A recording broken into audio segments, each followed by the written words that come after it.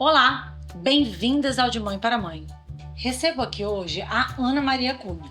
Ela é psicóloga e diretora da Clínica Envolve. Hoje a nossa conversa será sobre relação entre irmãos. O nosso programa está começando. Vem comigo!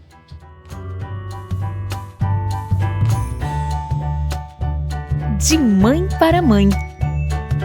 Um oferecimento da Escola São Domingos e da Sundays.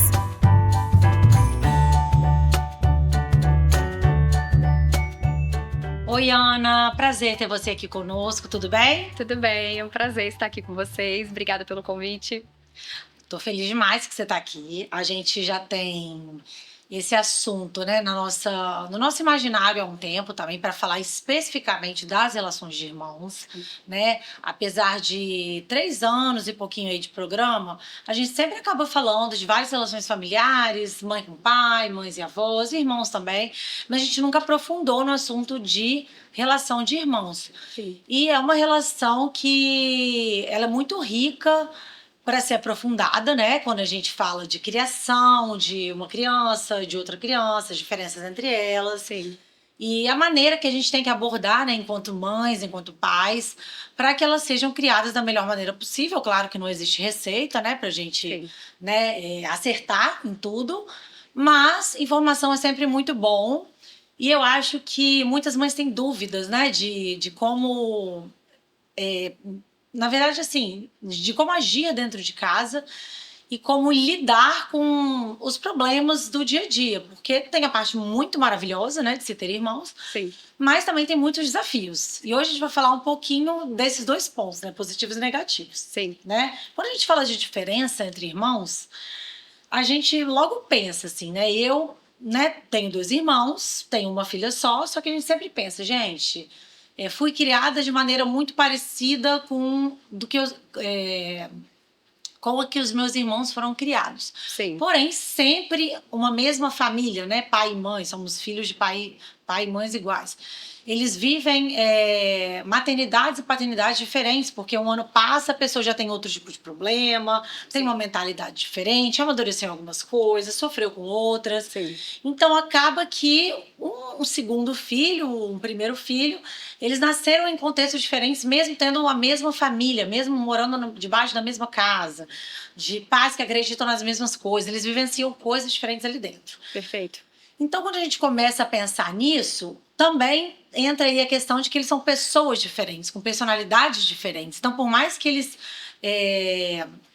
participem de um lar com uma educação muito parecida, apesar das singularidades de cada um e da forma que os pais lidam com as diferenças de cada um, eles também respondem a esse ambiente, a esse modo de lidar dos pais de maneiras diferentes, porque eles são seres diferentes, né? Eles vestem um corpo físico diferente, então eles passam por situações diferentes, estão em meios sociais diferentes, né? Apesar do meio da casa ser parecido, ser igual, vão estar em outra turminha, às vezes em outra escola, ou com amigos diferentes, de outras personalidades, então se tornam pessoas muito diferentes. Sim. Quando a gente fala dessas diferenças, a gente conversou um pouquinho, né, anteriormente, você tinha me falado que tem diferenças e peculiaridades entre crianças que a gente chama de filogenética, ontogenética e até diferença cultural. Sim. Queria que você explicasse um pouquinho sobre cada uma delas e como que a gente lida para tentar ter uma abordagem da melhor forma. Mas primeiro você pode, assim, explicar o que é cada uma delas. Pode começar pela filogenética. Sim. Primeiramente, assim, acho que é importante a gente falar que é muito relevante a gente discutir esses níveis de seleção, né, que eu vou explicar para vocês em relação ao comportamento, principalmente em relação a irmãos, porque a gente sabe que os estudos eles se concentram muito, muitas vezes, no estilo materno ou no estilo parental, né? Como que são as práticas maternas e as práticas paternas em relação aos seus filhos, mas pouco se discute diretamente sobre a relação entre irmãos. Independente da gente falar sobre pais, mães ou irmãos, esses níveis de seleção, né, que estão aí, começando pela filogenética, são aspectos que são relevantes para a gente entender a personalidade de cada um. Né? Então, como você falou, todas as pessoas que estão nesse ambiente familiar, elas têm particularidades, têm temperamentos, estilos, né? Uma personalidade diferente. E o nível filogenético, ele é uma parte da explicação sobre como que essa personalidade vai se moldar. Então, a parte filogenética, ela diz respeito àquilo que é herdado. Então, toda aquela carga genética, todos os fatores hereditários, o que é típico da nossa espécie, a gente chama de um componente filogenético. Isso a gente não está falando de fisionomia, a gente está falando de genética Tudo, cerebral, isso, personalidade. características, né, o próprio temperamento, aquilo que é herdado, né, de pai para Geneticamente, filho, não é só de copiar, não. O geneticamente. filho está imitando o comportamento do pai. Filogenética não, é Não. herdado de dentro mesmo. Isso, a filogenética é aquilo com a qual nós nascemos. Então, eu nasci, né, meus pais ali têm uma determinada composição genética e com base nisso, né, vem ali uma nova geração. E essa parte filogenética, ela é importante de ser analisada porque dentro dessa carga genética a gente traz conosco vários traços. Né? Não significa que nós vamos expor ou apresentar essas características da mesma maneira. Então, você tem irmãos que têm uma carga genética semelhante, né? Eles vieram ali do mesmo pai, da mesma mãe, mas aí a gente parte para o segundo componente, que é o segundo nível de seleção com a qual a gente explica o comportamento das pessoas, que é o nível de seleção ontogenético. Que o nome, né, algumas pessoas na hora de ouvirem esse termo podem entender como se fosse também uma variável genética por conta, né, do final da palavra.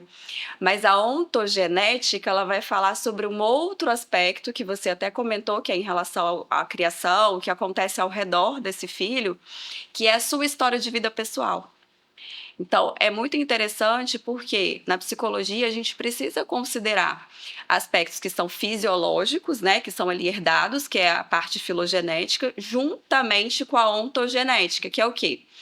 Assim que eu nasço, né, assim que uma criança nasce, ali a gente já começa a selecionar uma série de comportamentos e habilidades que ela vai desenvolver. Por isso que é tão importante o que acontece nos primeiros anos de vida, né? A gente fala que o que está no entorno dessa criança, o clima da família, né? Se existe uma organização, se existe uma estruturação de rotina, tudo isso é muito determinante para o desenvolvimento, né, infantil. E a ontogenética, ela vai dizer justamente sobre isso, como que a história de vida desse sujeito vai determinar para que ela tenha determinadas atitudes, respostas, né, diante de uma criação, a maneira como ela vai receber os estímulos quando ela estiver na escola. E aí, quando a gente pensa na ontogenética, mais ainda fica claro que eu posso ter duas crianças morando no mesmo ambiente, sendo educadas pelos mesmos pais, com as mesmas crenças, com os mesmos valores, mas a história de vida de cada uma dessas crianças, ela se diferencia por conta justamente desse conjunto. A filogenética e a ontogenética, ela vai fazer com que esse filho tenha uma série de características e esse outro filho vai ter um outro conjunto de características. Isso e aí influencia na personalidade? Vai influenciar completamente no que a gente conhece, né, como personalidade, sim, e naqueles comportamentos que vão indicar para a gente como que essa pessoa é. Né? Então, no senso comum a gente fala, né? Esse é mais introvertido, esse é mais extrovertido. Nossa, mas ele é mais tímido, não gosta muito de interagir, o outro já é mais sociável. Essas características, elas são uma combinação de variáveis filogenéticas, né, herdadas, e ontogenéticas, que é a história de vida. E aí eu acho que é muito bonito a gente olhar dessa maneira, porque a gente não vai estar dizendo nem que eu nasci assim, eu vou continuar assim, né? Então, eu vim com essas características herdadas, então não tem nada que aconteça no ambiente que vai modificar o meu comportamento ou o meu temperamento. E eu nem estou afirmando que é só aquilo que acontece na minha história de vida que vai determinar a minha personalidade. Então, eu tenho uma combinação que é física com variáveis ambientais, né? Que é como a gente chama na análise do comportamento. Então, eu como mãe, eu sou um ambiente para esse filho. Por que eu sou um ambiente? Porque eu sou um ambiente social. Eu estou ali ensinando, eu estou ali direcionando, eu posso estar ali reforçando algumas práticas e também posso, de alguma maneira, até punir alguns comportamentos, né? De alguma forma, agir de uma maneira equivocada. Então, a filogenética, junto com a ontogenética, ela se une ao que a gente chama de cultura, que é o terceiro nível de seleção. Então, na cultura, a gente tem o quê? qual é o ambiente em que eu estou inserida. Então, né, nós estamos numa realidade capixaba, nós temos uma série de costumes, de crenças que acontecem, né, aqui ao redor, práticas mesmo, né, até atividades de lazer, coisas que são específicas da nossa cultura capixaba. E dentro da cultura, a gente também analisa quais são as crenças e valores pessoais daqueles familiares e das pessoas que estão ao redor. Então, por isso que a escola que aquela criança estuda, ela vai fazer diferença nessa formação da personalidade, sem dúvida. A turma, A talvez? turma, conforme a criança cresce um pouco mais, os pais eles deixam de ser aquela referência única, né, para aprender habilidades. Então, os amigos começam a ser também um fator de aprendizagem. Um grupo específico dentro da turma ao qual ele se insere, ao qual ele se Exato. identifica. Isso tudo ajuda a moldar essa personalidade, Sim. a criar esse indivíduo com todas as peculiaridades específicas dele. Isso. Tipo assim, Isso. Então, assim, quando a gente parte desse princípio, daí a gente já tem de antemão uma realidade que é a seguinte: a individualidade é incontestável, como dizem, né, como dizem os autores, né, da psicologia na abordagem que eu trabalho. Então, não tem como você pensar em como eu vou criar meu filho, como que eu vou trabalhar essa relação entre irmãos, sem considerar a individualidade de cada um. Porque se eu pensar num modo de criação que seja igual para esses 2 ou 3, enfim, 4, né, famílias que são mais numerosas, mas quando eu tiver que pensar numa criação de filhos que seja igual para todos eles, certamente eu vou deixar de lado ou vou descartar algumas variáveis que são muito importantes, né? Então, pensando nessa individualidade, a criação dos filhos ela vai precisar considerar quais são os aspectos que são mais importantes para aquela criança, para aquele primeiro filho, né? Quais são os aspectos que são mais importantes para aquele segundo filho? E aí vem dúvidas, né, Lara, que são muito comuns, né, que muitas vezes os pais perguntam, seja no consultório, ou seja nas amizades, que assim, como você falou, poxa, eu tive a mesma criação, eu fiz as mesmas coisas com os meus 2 filhos, por que que as coisas saem de maneira diferente? Se a gente olhar minuciosamente, não são práticas iguais, né? Perfeito. Ainda que a Percebo gente... isso, assim, com um olhar macro, quando eu olho adultos e crianças, Sim. e os pais acham que estão fazendo igual com os dois, mas a gente de Sim. fora olha, né? Vê que é diferente, né? Assim, então, isso independe, muitas vezes, da gente estar falando de uma diferença de irmãos que seja muito grande.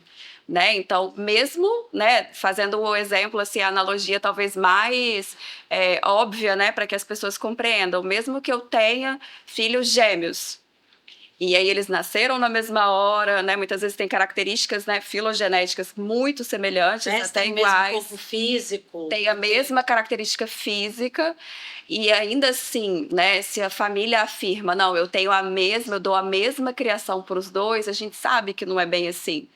Né? A intenção, a maneira de transmitir, ela pode ser parecida, mas a gente se diferencia o tempo todo, né? Porque o meu comportamento enquanto mãe, ele muda de acordo com o meu encontro com esse filho. E esse encontro, ele vai ser diferente. Filho também, né? Sim, muito As diferente. demandas vão ser diferentes. Exatamente. Depende da mesma turma, porque o irmão tem a mesma idade, que nasceu no mesmo dia. Sim, exatamente. O preconceito, a aceitação dele por vestir esse corpo físico é igual, mas ele se comporta de maneira receptiva, né? A receptividade dele pode ser diferente. Sim. E assim, a gente até faz uma brincadeira, assim, quando a gente está falando sobre essa questão, né, assim, de considerar a parte filogenética e ontogenética, que mesmo irmãos gêmeos, né, que nasceram ali na mesma hora, enfim, no momento em que eles saem da barriga e que você vai ter aquele momento inicial ali da amamentação, já existe um momento em que um vai ser atendido primeiro e o outro vai ser atendido um pouquinho depois. Então, assim, fora essa questão da brincadeira, que a gente sabe que é uma espera ali rápida, né? Vai ter um momento ali de troca e a mãe vai estar, né, diante dos 2 filhos, enfim. Mas naquele momento a gente já está falando de uma seleção por consequências que é diferenciada. Então, naquele momento, um espera mais um pouquinho. O outro vai ser atendido imediatamente. Se nesse detalhe a gente já tem uma diferença, imagina no nosso dia a dia, né? 24 horas por dia. Exato. Né? Então, é bem isso, assim. É bem complexo. É. Mas, assim, legal de entender, né? Sim. Quando a gente fala de experiência dos pais com o primeiro filho, né? Como que ele molda a experiência com os filhos que vêm depois? Aí já nem entrando mais nessa questão de gêmeos, porque foi um exemplo bom, mas vamos pensar em filhos de idades Sim, diferentes, né? A gente fala de estudos estressores com o primeiro filho. sim. Como que você avalia essa questão da maternidade mesmo, da paternidade, diante dessa experiência que ela teve com o primeiro filho, com o segundo ela quer fazer diferente, porque ela já aprendeu, passou a fase do estresse inicial, e aí vai ser mais leve, até que ponto que isso é bom ou ruim? Sim. Então, assim, acho que a primeira questão é que, de maneira geral, né, assim, quando a mãe, né, o pai, a gente tem o primeiro filho, ele já é, por si só, permeado de muitas expectativas, né? Primeiro porque é uma primeira experiência. Então, por mais que você tenha manuais, né, hoje, né, muita coisa que a gente consome em termos de informação para que a gente possa aprender um pouco antes da chegada do primeiro filho, mas esse primeiro filho ele vem carregado, né, de expectativas, claro, assim como os próximos, mas ele vem também permeado de receios, porque tem situações que você nunca vivenciou. Né? Então, como vai ser esse processo, como que vai ser os primeiros dias, os cuidados.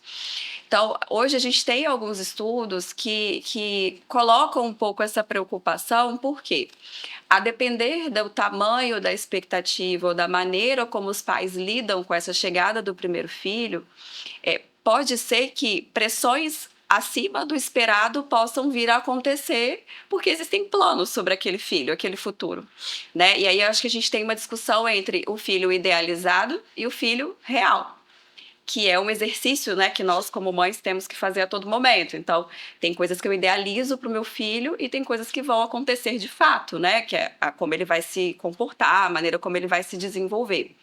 Então, quando eu coloco nessa preocupação da gente ter um olhar ali cuidadoso para não criar tantas expectativas sobre esse primeiro filho, é porque isso pode vir a ser uma fonte estressora. Com a chegada do próximo filho, o que muitas vezes acontece? Acaba havendo ali, para aquela mãe, né, para aquele pai, já uma certa experiência naquilo que já foi feito antes com o primeiro filho, mas também muito comum querer reajustar, né, recalcular algumas rotas. Então, elas relaxam, mas ao mesmo tempo, nossa, vou fazer diferente. Pressionei demais o primeiro. Agora eu vou Está fazer cheio de de uma alta outra responsabilidade. Agora vai ser diferente. Isso. Então, assim, existe esse aprendizado com a experiência que a gente sabe que é uma coisa que todos nós, né? A cada momento aqui a gente está sempre aprendendo uma coisa Querendo nova. evoluir, E normal. a gente quer evoluir, exato. Então, é natural, né, que a gente queira não reproduzir determinados padrões que hoje a gente já não acredita mais. Então, o que pode vir a acontecer e o que é importante estar atento? Se por um lado depositar muita pressão ou muitas expectativas no primeiro filho pode ser muito danoso, talvez o nível de relaxamento, o momento lá do segundo filho, que é assim, não preciso me preocupar tanto. Todo mundo fala que é leve, já sei que vai dar certo. Vai dar certo, né? Não precisa me preocupar positivo, tanto. Né? Vai gerar estilos parentais muito diferentes. E é aquilo que a gente falou, do clichê de que muitos estudos, eu falei, né, que eu leio muito, que às vezes o caçula é o filho que dá mais trabalho. Exato. Seja lá o que for significar trabalho. Isso. O filho que vai gerar mais preocupação, que vai ser mais agitado, Sim. ou com mais problemas, entre aspas, na adolescência. Sim. É a leveza. Então. Então, assim, acho que é um cuidado. Claro que muitas vezes a gente vai tratar esse segundo filho, né, com uma certa leveza por já ter uma destreza. Né? Eu tenho uma destreza nos cuidados, eu já tenho ali um entendimento de como que funciona uma rotina de sono, enfim. Mas a gente não pode correr o risco disso gerar uma permissividade. Então, que acontece, né? Que pode acontecer e acontece com frequência. Então, assim, no primeiro filho eu tenho ali um estilo parental mais exigente. E no segundo filho eu acabo tendo um nível parental um pouco mais flexível e razoável. Não só porque isso vai impactar sobre o desenvolvimento de cada um, mas é porque os irmãos, eles percebem isso. Então, imagina, o irmão mais velho também começa a perceber que existe uma diferença ali. Poxa, eu não podia fazer essas coisas. Ou eu tinha que seguir determinada rotina. Por que o meu irmão não precisa? E eu acho que daí vão surgindo ruídos e talvez alguns pequenos conflitos, não só entre irmãos, mas também entre pai, mãe e o primeiro filho, ou pai, mãe e o segundo filho, e assim por diante, né? Um ciúme, às vezes, do mais velho, por achar que o pai é mais legal com o segundo. Ou Pode então, acontecer. senso de autorresponsabilidade. Poxa, por que que isso tudo tá pra cima de mim? Por que que eu tive que ser assim, assim, Sim. assado? Sim. E até hoje eu sou ele. Começa a ser uma pessoa que se sente mais pressionada, mais autorresponsável, e o outro tá lá, o Lex na vida. Sim. Nem sei se isso é comum em todos os casos, mas é algo assim que a gente vê que se repete, né? Um clichê mesmo. Sim. Quando a gente fala, a polêmica isso aqui, hein? Eu acho polêmico. Tá. Parceria entre irmãos. Vou introduzir aqui com uma, não vivência, mas coisas que eu observo, assim. Sim. É muito comum a gente ouvir falar que, Nossa Senhora, filho precisa de ter um parceiro para a vida, um melhor amigo.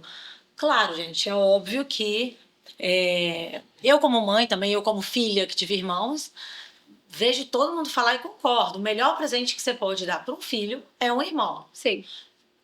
Eu concordo com isso, né? Até que ponto que isso só traz coisas boas, apesar de ser um presente muito grande, porque eles aprendem a lidar ali com uma pessoa da idade parecida com eles, ou vulneráveis, né? Mas assim, que tem um... Tá em processo, né, de desenvolvimento também, né? Não só processo de desenvolvimento, eu queria falar assim, figuras vulneráveis que estão abaixo do pai. Não era vulneráveis a palavra que eu queria achar, mas enfim, submissos abaixo do pai. Sim. Né? Dos pais.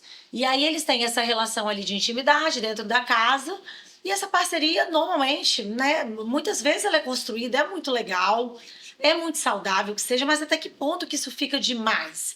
Que os pais querem que eles sejam inseparáveis em tudo. Que Sim. os pais criaram para isso. Porque você só vai ser irmão for. Porque não pode deixar seu irmão aqui. É saudável isso até que ponto? Não sei. Eu olhando assim, eu vejo que eu, por exemplo, tenho irmãos. Não que eu seja referência, a criação dos meus pais seja referência, longe disso, não quero me, né, assumir isso como uma... bater no peito para falar que um é correto e o outro é errado, não é isso. Mas eu acho muito saudável filhos que têm a vida própria, se ajudam, né, são amigos, são leais na infância, um protege o outro, tá legal, né? Mas assim, não necessariamente melhores amigos a ponto de esquecer do mundo e da sua individualidade enquanto mais velhos. Porque eu também já vi muitos casos que os irmãos, eles se prendem tanto um ao outro, principalmente, assim, o mais velho prende o segundo porque tem essa senso de responsabilidade pelo mais novo, que o mais novo também se sente... devedor de obediência ao mais velho, de seguir caminhos dos mais velhos, e às vezes ele tem outros sonhos, né? Ou também até uma responsabilidade emocional. Sim. Tipo assim, meu irmão é o principal aqui, ele não se abre para o mundo, não se abre para oportunidades de trabalho, de cidade, de amizades, né? até. Pode virar uma dependência. Ele tem que ter vida própria, ele tem que ter amigos, ele tem que fazer amizade com os primos. Ou amizades até com, nem necessariamente amizades, mas relações pessoais com pessoas mais parecidas com eles, porque às vezes eles vão ser diferentes, né? Exatamente. Às vezes um é mais caseiro, o outro é mais do mundo, às vezes quer um emprego X, às vezes o outro Y. Então, assim, eu vejo que essa parceria entre irmãos, ela é maravilhosa, ela tem que acontecer, irmão é pau pra toda obra, se precisar de ajuda na infância, no futuro, um tem que proteger o outro. Acho que isso tem que ser incentivado pelos pais, se houver 2 filhos ou irmãos. Isso tem que ser ensinado, claro que eles têm que se amar. Sim. Mas eles não precisam depender emocionalmente um do outro. Sim. Entendeu? Assim, não sou psicóloga, tá? Tô vendo coisas que eu já vi. E aí eu queria que você me falasse o que chega pra você, né? Em consultório, se isso é um clichê, essa criação para ser parceiro inseparável é saudável? Serem melhores amigos é normal? É muito bom? É muito ruim? Sim. Até que ponto que isso é bom? Até que ponto que isso tem pontos negativos também? Eu queria que você falasse um pouquinho disso. Assim, realmente são algumas faces, né, de uma mesma moeda, de uma mesma realidade, assim, porque... É claro que é importante que eles tenham, né, uma relação, né, não só amigável, mas uma relação fraterna, né? De amor mesmo, poder de da parceria, palavra. de ajuda. Isso, né, de apoio mútuo, enfim. Só que, assim, o cuidado, né, que precisa haver e que muitas vezes a própria rotina familiar, ela acaba sem querer criando essa dependência, né, de estilos, de programas sempre muito iguais, deles estarem sempre juntos, parceiros, né, independente de qualquer coisa. É o cuidado... Priorizar ele sempre a Isso. prioridade do seu irmão. Às vezes você vê um adulto, Aham. prioriza o seu irmão, 19, 20, Sim. 30, calma, gente. Ou então, assim, né, que os programas e os interesses, eles sejam sempre semelhantes. Às vezes a rotina, né, pensando em crianças pequenas, né, quando a gente está falando ali de uma idade, ali pensando na primeira infância. Que é a base também, né? Porque Que eles é a vão base para construir isso, nessa relação. que eu acho que, né, realmente essa faixa etária é uma faixa etária importante para a gente poder discutir. Claro que a rotina familiar, muitas vezes, ela pode acabar fazendo com que os irmãos estejam em lugares parecidos, momentos parecidos, né? Então, vou colocar numa escolinha de futebol, vou colocar os dois, né? Se forem ali os dois que têm algum nível de interesse, né? A escola vai ser a mesma, enfim, né? E tudo mais. Então, a rotina, muitas vezes, ela já cria essa possibilidade de existir um encontro ali na rotina para que eles dois estejam juntos. O que é normal, O que é normal. Os pais colocarem atividades similares, escola igual, final de semana vão para casa da avó. À medida que vão crescendo, isso pode ir mudando. Isso. Tem ponto que isso é saudável mudar ou não. Isso, e quando são até de idades parecidas, às vezes até as festinhas de aniversário vão ser, né, basicamente as mesmas. Só que, quando a gente está falando de uma idade em torno de 5, 6 anos, a gente começa a olhar para um treino, né, assim, para um conjunto de habilidades sociais que ela precisa ir além daquilo que a casa oferece. Né? Então, a partir dos 6 anos, 7 anos, pensando formalmente, né, quando a criança já está na escola, enfim, ela já vai estar diante de outras pessoas e outros colegas sociais, né? que vão indicar ali um pouco mais das preferências. Então, nesse momento, é muito relevante que os pais observem se esses interesses dos seus filhos, eles começam a se diferenciar. Porque se eu tenho como regra que os meus filhos vão para os mesmos lugares juntos, que o mais velho tem que levar o mais novo em tudo quanto é lugar, e eu não estou atento a essas diferenças de preferência, alguém vai sair prejudicado. Concorda? Então, assim, aquele interesse que se sobrepõe, né? Talvez aquela criança que consegue direcionar um pouco mais os seus próprios interesses, ela vai ser contemplada naquilo que ela gostaria. Aquele outro filho que já não impõe ou não coloca de maneira clara os seus interesses, ele vai ser carregado. Passivamente sendo carregado para aquele tipo de interesse. Isso tem um impacto no desenvolvimento? Sim. Por quê? Quando cada um tem as suas próprias preferências, é ali que eles conseguem exercitar muitas habilidades que vão fazer falta no futuro. Então, a minha tolerância à frustração diante de um conflito ou de uma situação que eu tenho com um colega, a minha resposta não vai ser a mesma que eu tenho com meu irmão, por exemplo, ou com a minha irmã, né? O momento em que eu descubro, por exemplo, o interesse no instrumento musical, porque eu pude ter contato com uma coisa diferente, que o meu irmão ou minha irmã não tinha interesse. Então, o mundo ele acaba se abrindo de possibilidades quando você tem ali a oportunidade de ouvir e observar que os dois são diferentes. E incentivar isso também. E incentivar. Então, assim, momentos juntos, eles são importantes. Eu acho que pode até trazer uma segurança, né, adicional para um dos irmãos, caso eles precisem de um suporte para interagir socialmente um pouco mais, porque a gente sabe que isso existe. Mas a permanência desse formato em que todas as vezes eles estarão no mesmo ambiente, tende a gerar um impacto e um prejuízo para algum. Então, é importante a gente ter uma diferenciação ali de como que vai ser essa rotina. E, em alguns casos, Lara, inclusive avaliar se o mesmo ambiente, né? Por exemplo, o mesmo ambiente escolar, ou a mesma escolinha de futebol, ou o mesmo ambiente extracurricular funciona para os dois. Às vezes funciona melhor para cada um deles que eles estejam em propostas diferentes, né? Porque, como a gente está falando, eles são diferentes. Não tem como a gente abrir mão disso, né? Não, ficou até pensando assim, o mais velho carregando o mais novo para o mesmo grupo de amigos dele. Não vai nem dar oportunidade do outro também ter as relações sociais dele. Eu já vi casos assim do irmão, nossa, eu consegui um trabalho, tem uma super oportunidade e você tem que aproveitar isso também. O outro tem outros sonhos. Isso. Mas a verdade absoluta é tão do mais velho, eles foram incentivados a estar tão juntos a vida inteira. E o mais velho, por ser mais velho, tem essa voz de responsabilidade que ele ele vai acreditar que aquilo é para Sim. ele. Eu já vi muitas, assim, situações assim, do mesmo jeito que eu já vi relações de irmãos com idades parecidas, super saudáveis. Cada um tem seu grupo de amigos, cada um tem, até estudando em mesma escola, suas preferências são Sim. diferentes. Um é mais quieto, outro é mais estudioso, outro é mais do esporte, outro é mais Sim. descolado. E é muito E saudável amplia, isso. né, as possibilidades, né, Lara? Eu acho que assim, quando a gente fala de uma família que tem mais de um filho, e cada um deles, né, tem o seu grupo social, os seus interesses, na verdade todos ganham. Também Né? acho. Não só esse saudável, filho, né, com o seu grupo social, mas o irmão, ele passa a participar, pelo menos indiretamente, também desse outro grupo social.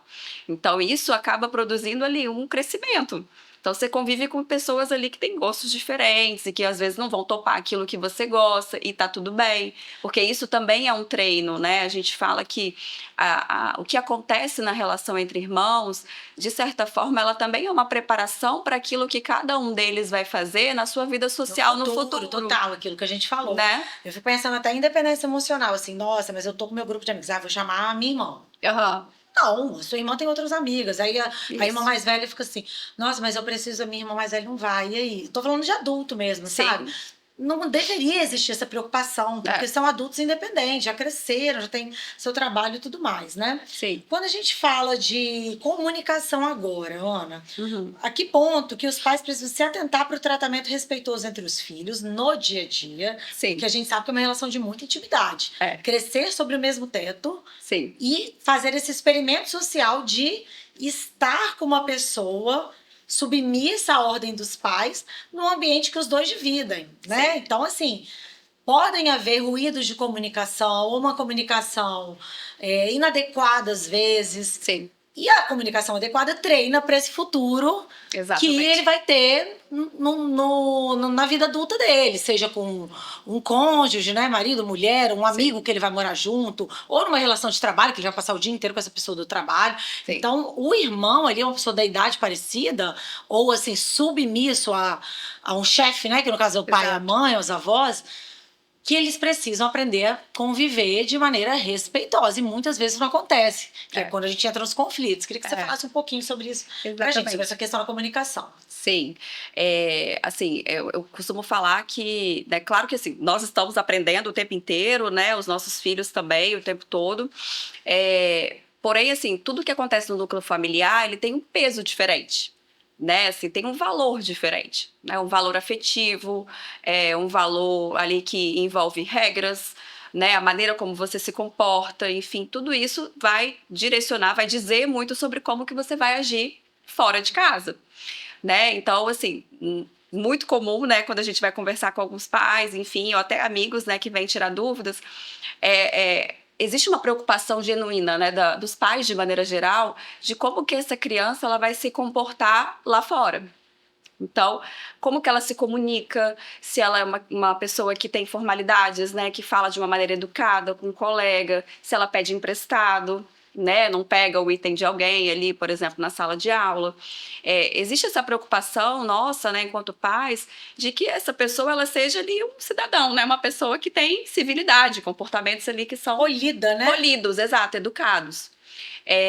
Na relação familiar, na relação íntima, tudo que acontece ali, né, eu falo que as crianças elas são esponjas. Então, o modelo, né, o exemplo, a maneira como a gente se coloca, se comunica dentro de casa, ela vai influenciar, ela vai empurrar muito para o estilo de comunicação e de interação que essa pessoa vai ter no ambiente lá fora e no futuro também. Então, o que eu vejo que acontece com alguma frequência e que eu acho que é um ponto de atenção aqui para a nossa discussão, assim, com os colegas, né, na escola, com o porteiro, com as pessoas que a gente convive, muitas vezes existe essa preocupação com a formalidade, a maneira como o nosso filho vai tratar os outros. Os irmãos, eles vão adquirindo um nível de intimidade, né? E porque estão ali, imagina, no dia a dia, né? O mais velho tá ali, imagina, a vida toda daquele irmão mais novo, por exemplo. Divide a casa com Então, ele. assim, divide, então tá tudo, né, muito Você natural. solta, você é o mesmo. Isso, o que acontece? A comunicação, ela vai afrouxando, a gente vai se comunicando de maneira cada vez mais o quê? Permissiva, relaxada, eu posso falar, existe um afeto associado. Então, assim, meu irmão não vai ficar chateado, daqui a pouco a gente também. porque isso acontece realmente. Só que Ou se as ficar relações... chateado, nós somos irmãos. Isso, e tá tudo bem, né? E realmente a maneira como as coisas se resolvem entre irmãos, ela acaba sendo mesmo assim, né? De uma maneira muito mais natural do que quando a gente tem um conflito, por exemplo, com um colega de trabalho, enfim. Só que essas situações que acontecem em casa, elas são um treino para o que acontece lá fora e É vice-versa. um treino social Nós para o não futuro somos, exato. de relação íntima Isso. dentro de uma casa, com um cônjuge, ou num Isso. ambiente de trabalho. Às vezes a Exato. pessoa é super tranquila no trabalho, mas dentro da casa, tô falando do adulto já, né? Sim. Uma pessoa grosseira, Isso. né? Exato. Então, assim, a mesma coisa, às vezes você tem uma criança que o relato da escola, né, assim, nossa, ele é super educado, né, não pega nada de ninguém, é ali, pede permissão e tudo mais, enfim. Mas chega em casa, entra no quarto da irmã e vai lá e pega tudo, estraga as canetinhas e tudo mais, enfim, não devolve, uma série de coisas.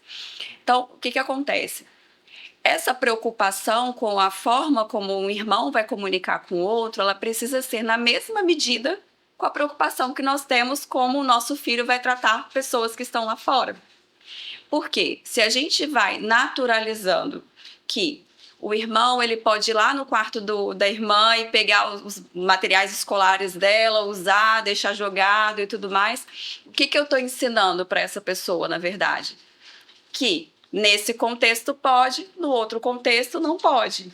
Isso vai gerando o que a gente chama de uma intermitência. Então, a criança ela não sabe muito bem, tá, mas qual que é o correto? O correto seria eu pedir sempre emprestado, eu sempre ter uma comunicação funcional adequada, ou dependendo do nível de intimidade eu posso dar uma afrouxada e agir de uma maneira um pouco mais, assim, né, disfuncional, talvez um pouco mais prejudicial.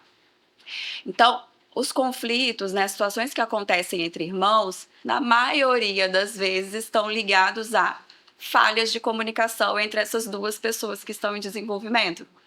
Então, os pais, eles precisam estar atentos para que aquilo que eu exijo que o meu filho faça lá fora, com os amigos, Seja né, e não exercitado lá faça, seja exercitado lá dentro.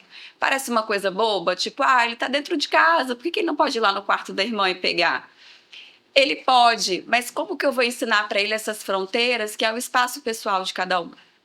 Como que eu vou conseguir deixar claro para esse filho que nem sempre ele vai poder invadir o espaço pessoal de outra pessoa? E também Que lá na frente isso pode ser um problema para ele. Isso pode gerar, né, assim, tanto um conflito imediato, né, que é ali as briguinhas, as coisas que acontecem entre os irmãos, quanto outros conflitos maiores. Então, a comunicação entre os irmãos, às vezes, ela vai passando batido, digamos assim. É como se a gente naturalizasse que acontece mesmo, eles brigam, eles discutem, entram às vezes, num conflito. Mas se não houver esse treino de comunicação, dificilmente a gente vai ter ali uma resposta positiva na relação entre eles. Perfeito. Né? Falando agora de conflitos, que a gente entrou nessa pauta já. Conflitos entre irmãos. Na hora da mediação de conflitos entre irmãos, a gente conversou um pouquinho sobre análise funcional. Sim. Vamos explicar um pouquinho aqui, né, para quem nos assiste, o que seria essa análise funcional do conflito. Você vê o porquê, o que nós, enquanto pais, podemos aprender e observar com esse conflito. Sim. Esse conflito ele é necessariamente algo pejorativo, a gente pode tentar tirar alguma coisa boa para ensinar para os dois, Sim. ou até para aprender também, né? Com certeza. Explica um pouquinho. Porque, assim, né, a análise funcional, na verdade, é uma ferramenta, né, da psicologia, uma forma da gente avaliar o que está por trás, qual é a função daqueles comportamentos que estão acontecendo ali que a gente não deseja que eles aconteçam, né? Então, assim, primeira questão a gente está falando de conflitos. Se existem conflitos, eles vão acontecer, eles são necessários, mas a gente não quer que eles aconteçam o tempo todo, né? A gente não quer uma relação conflituosa. De irmãos. De irmãos. Então, isso para qualquer situação social que a gente esteja vivendo. Então, pensando em irmãos, que é o nosso tema de hoje. Então, eu não quero que os conflitos aconteçam com tanta frequência, eu quero que eles tenham uma relação cordial. Se é um comportamento, se é uma situação que eu quero diminuir, eu preciso partir de uma análise funcional. O que é análise funcional? A análise funcional é eu criar hipóteses do porquê que esse comportamento ou esse fenômeno aconteceu. eu digo isso, né? Claro que existe toda uma base por trás em relação à parte do comportamento, do porquê que a gente se comporta, da maneira como a gente se comporta, mas existem hipóteses para aquele comportamento continuar acontecendo. Por quê? O conflito ele só continua acontecendo porque, de alguma maneira, existe alguma vantagem nesse evento. Ou eu consegui alguma coisa que eu queria, ou de repente eu fui ouvido, né? Consegui me fazer entender, me fazer ouvir através daquele conflito. Deixei de fazer algo que eu não queria. Deixei de fazer, Procrastinei, exatamente. Pode haver a procrastinação. Então, assim, na literatura, a gente vai ter várias hipóteses na análise funcional. Pensando em criação de filhos, né, em relação entre irmãos, a gente pode ter um componente de atenção social. Por exemplo, será que esse conflito entre irmãos, ele acontece justamente nos momentos em que os pais chegaram em casa do trabalho e aí aquele conflito começa a acontecer? Sabe aquela velha história, tipo assim, nossa, eles estavam aqui, estava tudo ótimo, não sei o que aconteceu, vocês Aquela velha história chegaram... que acontece na casa de todo mundo. Todo comigo mundo. Fica muito bem. Exatamente, fica maravilhoso, mas você chegou, nossa senhora. Significa que é culpa dos pais? Não é culpa dos pais. Significa que é falta de atenção? Não significa. Mas, para aquele indivíduo, pode ser que exista algum nível de reforçamento nesse momento. Então, assim, quando acontece esse conflito, de alguma maneira, inconsciente, não é algo planejado, não é uma situação em que a criança, assim, nossa, deixa eu criar aqui esse momento. Não é calculista esse ponto, Não né? é calculista, a gente está falando de variáveis psicológicas. Consciente, né? Em processos mesmo inconscientes, em que você começa a perceber que algumas coisas elas mudam. Então, na hora que eu tenho essa situação com meu irmão, o ambiente muda. Então, o que acontece nesse ambiente? Será que de alguma forma minha mãe ou meu pai intervêm? Ou será que depois disso vai ter um momento em que a gente vai poder ter ali um momento mais individual, né, com meu pai e com minha mãe, para brincar de alguma coisa específica? Então, pode haver acidentalmente um reforçamento de que esse conflito está mantido por atenção social. Então, isso pode acontecer. Outra hipótese da análise funcional é acesso a itens, acesso a tangíveis, né, coisas que eu gosto. Então, você está ali, a situação mais básica que a gente tem entre irmãos, né? Então, eu quero assistir televisão no horário tal, e aí o conflito começa porque os dois querem assistir televisão na sala. Existe uma função ali por trás. E analisar essa função vai fazer muita diferença para que a gente tenha uma conduta diferenciada de acordo com cada conflito. Então, não é toda briga. Então, eles brigam toda hora. Mas eles brigam toda hora e podem ser por diferentes motivos. Será que nesse momento existia um componente de atenção social maior? Será que nesse outro momento existia uma dificuldade ali de lidar com esse acesso a tangíveis? Então, cada um queria, né, ali a mesma coisa? Será que esse conflito ele está servindo como uma forma de procrastinar ou atrasar outra demanda, outra situação que eu não gostaria de fazer? Ele não quer fazer, tipo, um dever de casa, não quero dormir, não quero comer, e ele está querendo enrolar. De maneira inconsciente. De maneira inconsciente, porque eu estou diante de algo que eu não quero fazer, não sei muito como lidar, e aí vem a questão da comunicação. Porque se a gente não trabalha a comunicação para que a criança justamente fale, olha, eu estou com dificuldade, eu não gosto dessa tarefa, essa matéria eu acho mais difícil, eu preciso de ajuda. Se a gente não trabalha essa comunicação, os conflitos eles podem vir em forma de outros sintomas, né, Lara? Então, a análise funcional, ela faz com que a gente não tenha uma receita de bolo. Então, assim, quando os irmãos brigarem, eu faço isso. Quando eles brigarem por disputa de brinquedo, eu entrego para o primeiro que pediu. Não é isso. A gente não pode criar regras dessa maneira. A gente precisa olhar essa situação como uma forma analítica. Então, assim, todas as vezes que esse conflito aconteceu, o que estava por trás disso? E não raro, né, assim, dentro da análise funcional, a gente também vai considerar se existem outras situações que não têm nada a ver com a relação entre irmãos. É só o sintoma, é só o reflexo final, que é o momento em que eles têm uma discussão, alguma coisa do tipo, mas que a gente está falando de dificuldades emocionais ou de regulação que podem não ter nada a ver com esse irmão. E aí vem a investigação, né? Exato, vem a investigação dos pais. Porque aconteceu alguma coisa no ambiente externo que ninguém nem tem noção. Exatamente. Tá mudando o comportamento dele. Então, ele tá aí com o irmão, que é o pessoa que ele mais tem intimidade, porque dos pais tem a hierarquia, né, de serem pais. Então, ele vai descontar tudo no irmão. Isso. Quando os pais podem perceber isso? Queria que você desse um exemplo assim pra gente finalizar. Sim. nossa, esse momento da discussão eu vou lidar como? Vou colocar os dois de castigo, vou me irritar? Ou até que ponto que eu vou perceber que isso poderia ser outra coisa? Como que a gente lida, assim? Um exemplo bem Exatamente. típico de briga.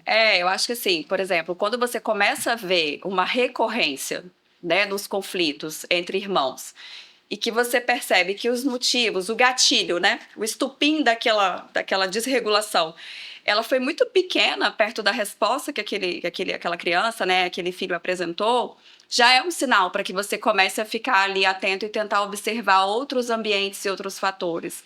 Então, imagina, às vezes eles estão ali brincando numa boa, o filho, né, um dos irmãos vai lá, pega um brinquedo, começa a brincar e por si só aquilo ali irrita aquela outra criança de uma maneira tão desproporcional que pode vir até um comportamento que você não espera, né, mais agressivo, às vezes até um heterolesivo, né, um comportamento de bater ou de ter uma atitude muito fora daquilo que você observa no seu filho. Então, muitas vezes, claro que você vai trabalhar a correção ali, né, de que ele não pode fazer isso com o irmão, mas o ponto mais importante de intervenção, ele precisa acontecer, que é o quê? Como que eu vou investigar com esse filho depois, separadamente, com a cabeça fria, sem falar sobre o episódio diretamente, né? Porque você percebeu que tem alguma coisa diferente. Isso a gente para pra pensar depois, porque na Exato. hora a gente se irrita e fica chocada. Meu Deus, eles estão se batendo. Sim. Preciso parar com isso. Isso. Sai você daqui, sai você dali. Isso, mas assim, a dica prática em relação a isso é que nós não somos robôs, a gente realmente não consegue. Naquele momento, Respira fundo e nenhum de nós. Vamos analisar. De maneira funcional. Exatamente, ninguém tem, né, essa parcimônia, assim, esse cuidado ali naquele momento. Então, assim, claro que vai haver um momento em que você tá ali, tem uma atitude imediata, né, vai corrigir, vai separar né, os dois, vai muitas vezes falar que não é adequado aquela atitude, mas o mais importante, Lara, é que a gente não pare a nossa intervenção ali. Por quê? Se eu paro ali, eu resolvi aquele conflito naquele momento. Mas se eu percebo que tem algo a mais, que pode ser externo, que pode ser reflexo de algo que ele está vivendo fora dali, eu vou precisar depois, com calma, respirando, ter um momento separado, tentar abordar, identificar se tem outros Investigar aspectos. o que isso está acontecendo Entrar e tentar em resolver. contato. Porque a resolução não vai ser feita de cabeça quente. Não. Nem deles e nem sua. Isso. Todo mundo vai estar de cabeça quente. Mas uma coisa é certa, não dá para parar na correção. Então, eu não paro na correção, eu faço a correção, mas naquele segundo momento eu preciso parar e olhar. O que será que controlou esse comportamento? Será que tem mais alguma coisa? E aí vem, né, a importância da orientação educacional, de poder conversar com um profissional da escola, se tem alguma coisa acontecendo, conversar com outras mães, né, mães de colegas. Então, acho que enquanto dica, né, pensando numa situação como essa, de conflito entre irmãos, brigas, né, que envolvem às vezes brinquedos, enfim, é a gente não parar na correção e, no momento em que você estiver mais preparada ali, emocionalmente, um pouco mais calma, um pouco mais relaxada, começar a formular essas hipóteses. Perfeito. Não deixar de fazer isso. Na hora que acontecem esses conflitos, que não necessariamente são conflitos a nível extremo, de se bater, de se gritar, mas assim, um embate mesmo de opinião, de eu quero isso, eu quero aquilo, que nem sempre é algo tão grave também. Eles são diferentes, então é saudável que eles imponham para outra pessoa, que eles convivem sempre, igual eles vão se impor para o mundo. Sim. De algo que eles acreditam. Então, assim, não vejo também só o lado negativo do conflito, né? Não, e faz parte, né? Faz parte da negociação. Né, na hora de um conflito ali, né, que a gente fala desse conflito verbal, a gente está falando de quê? De improvisação, de argumentação. O que meu filho seleciona para argumentar na hora que ele está ali dialogando, mesmo que seja num conflito? Aprender a se posicionar. Então, existe um aprendizado, né? Aprender a ouvir. Porque muitas vezes você está falando, aí o irmão vem e fala por cima. Então, aquilo ali, muitas vezes, é um momento que nós, como pais, nós ficamos ali, trabalhando nos bastidores, acompanhando o que está acontecendo, porque a aprendizagem por pares, que é os dois irmãos ali, faixas etárias semelhantes, enfim, eles estão em processo de aprendizagem, eles aprendem uns com os outros. Então, é um momento ali de articulação que é importante também. A gente não pode intervir. Para ele ser um adulto funcional, opinião própria. Não precisa intervir imediata, né? Então, assim, nossa, já começou ali a discussão, para. Perfeito. Muito bacana, Ana. Obrigada, viu? Adorei conversar com você. Muito assunto. Muito assunto. A gente poderia ficar mais 2 horas aqui, mas foi ótimo. Obrigada. E obrigada por aceitar nosso convite, participar do De Mãe para Mãe. Esse assunto é muito legal mesmo. Obrigada. Foi um prazer estar aqui. Espero que a gente possa se ver em breve. E a você que nos assiste, eu agradeço também pela companhia. O De Mãe para Mãe é um oferecimento da Escola São Domingos e da Sundays. E a gente volta em breve para mais conversas sobre uma maternidade leve, plena e feliz. Até lá! E aí, gostou, Ana? Adorei. Muito bom, né? Vai. Ótimo.